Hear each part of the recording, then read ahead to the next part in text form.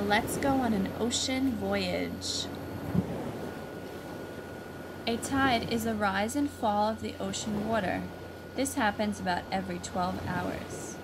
Here, the tide is low because you can see the rocks. When it's high, the rocks are covered. Now, let's learn more about what a tide is. We've been wondering, what is a tide exactly?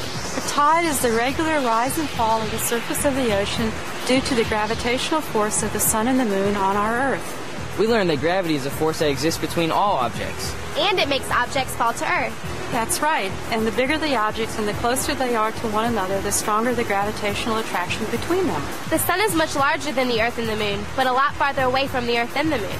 So which one causes the tides? They both do, but the moon plays the bigger role, being about twice as strong as the sun. As the two of them create a gravitational force on the Earth's oceans, it causes the water to move upwards towards the sun and the moon. And the Earth's gravity holds the water down. Right, but the tidal forces pull water sideways along the surface of the Earth, and this tug-of-war creates a bulge in the surface of the ocean. If the moon's influence is stronger than the sun's, then is the bulge bigger beneath the moon? Yes, and due to the rotational motion of the Earth-Moon-Sun system, there is also a bulge on the opposite side of the Earth away from the sun and the moon. These bulges of water are large waves that we call high tides. So if the water bulges on opposite sides, then it must draw water away from the area between the bulges. Very good, and that is where low tides occur. How often do we have high and low tides? Many coastal locations, such as the Atlantic and Pacific coast, experience two high and two low tides each day.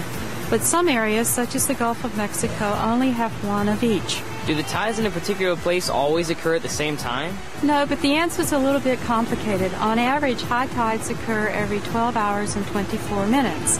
The Earth spins on its axis every 24 hours, so if you divide 24 by 2, you get 12. The extra 24 minutes is because of the moon's orbit about the Earth. Would high tides help bring objects floating in the water onto the shore? Tides do not typically have much of a role in transporting objects in the ocean. You can think of tides as a big sloshing motion where objects go as far in one direction as in the other. Here, let's check it out.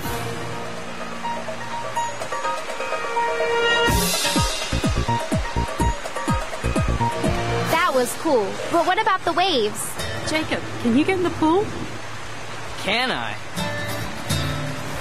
See the waves around Jacob? They look like they're moving the water forward, but actually they aren't. How is it that I stay in the same place? Each particle of water in a wave moves around in a circle. Energy moves forward while water particles remain in the same place, so an object floating on the water will rise and fall as the wave passes, but the object will not move forward. I think we definitely need more research about waves. Me too. Thanks, Dr. Hoffman. You're welcome. Enjoy the wave pool. Storms can bring very high tides and very large waves. Let's look at some pictures from the effects of Hurricane Earl. Even though it did not hit New York, it had an effect on our ocean waters.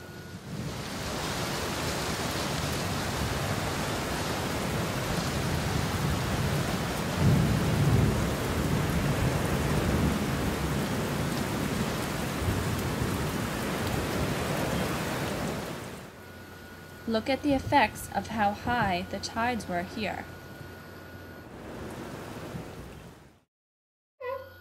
Now let's meet some animals of the ocean.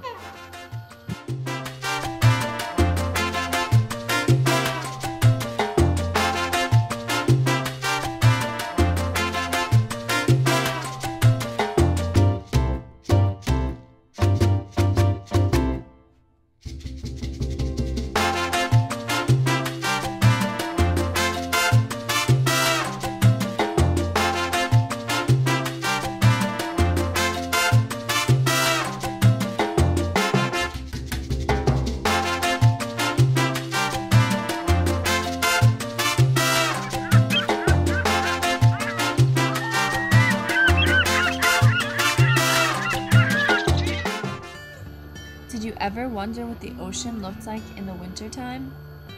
It's beautiful. You can also always find beautiful sunsets over the ocean waters.